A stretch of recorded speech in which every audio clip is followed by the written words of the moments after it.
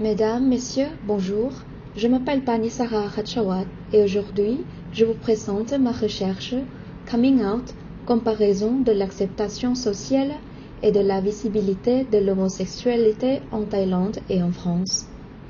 Au XXIe siècle, où la diversité sexuelle est mondialement répandue, le terme coming out ou sortie du placard revêt une importance significative parmi les personnes LGBTQ+, car l'hétérosexualité est souvent perçue comme la norme sociale implicite, ce qui signifie qu'il est généralement supposé que tout individu est hétérosexuel par défaut.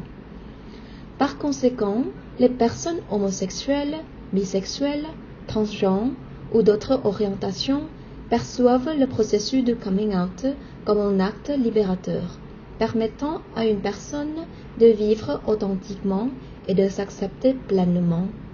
C'est pourquoi nous voulons étudier les aspects différents sur le coming out dans la société thaïlandaise et française. Ensuite, je vais vous présenter les problématiques et l'objectif de ma recherche. Mon objectif est d'approfondir notre compréhension et l'acceptation de l'homosexualité en Thaïlande et en France. Pour mon problématique, je me demande, entre la Thaïlande et la France, quel pays offre un environnement plus accueillant pour les personnes homosexuelles à faire leur coming out. Mon hypothèse est que le processus de coming out est plus facilité en France, en raison de son cadre législatif des droits LGBTQ+, plus progressif, et du contexte socio-culturel plus individualiste de sa société par rapport à celle de la Thaïlande.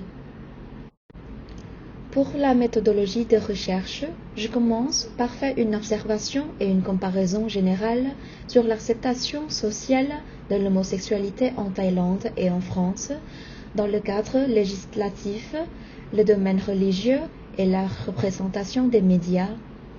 Puis, j'applique le cadre théorique étant la banalisation de l'homosexualité par les médias de Bren et autres, l'acceptation sociale par l'Association américaine de psychologie et l'individualisme et le collectivisme par Marcus et Kitayama. Ensuite, je mène un entretien sur la vie des individus homosexuels français et thaïlandais. L'entretien est entièrement par volontaire. Finalement, je vérifie l'hypothèse initiale par l'analyse des résultats de l'entretien. Ensuite, je passe aux résultats de mon entretien. Premièrement, le cadre juridique et la représentation médiatique de l'homosexualité est en effet plus avancé en France par rapport de la Thaïlande. Toutefois, la discrimination contre les personnes LGBTQ+ est aussi plus violente. Deuxièmement, l'acceptation de l'homosexualité dans les médias n'est qu'une illusion. Dans la réalité, la discrimination sociale est un bien meilleur indicateur de l'acceptation sociale de l'homosexualité. Troisièmement, la société individualiste de la France peut signifier moins de tolérance vers l'homosexualité, comme l'individualisme permet certaines personnes à faire preuve d'ignorance à l'égard de la diversité sexuelle et ne pas se soucier de s'intégrer dans la société diversifiée. Cela peut entraîner une homophobie extrême dans certains cas, aboutissant à des agressions et à des meurtres. Quatrièmement, la société thaïlandaise peut être plus bénéfique à l'homosexualité, étant donné qu'elle est collectiviste, signifiant qu'il y a davantage de tendance pour les Thaïlandais à se conformer à ce qui est considéré comme une norme acceptable. Dans ce cas, les Thaïlandais ont tendance à être plus accueillants envers l'homosexualité, comme cela est un sujet émergent en Thaïlande.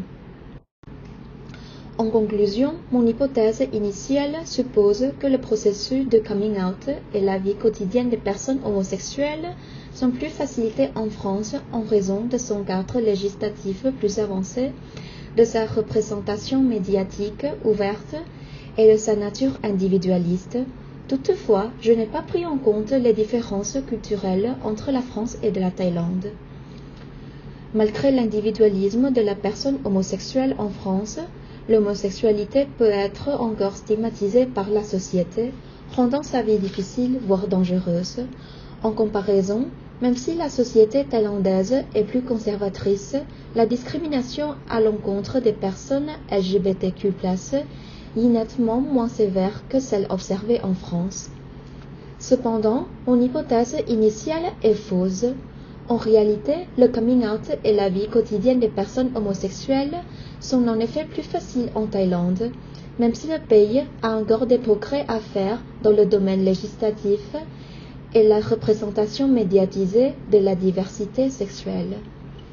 Merci beaucoup pour votre attention.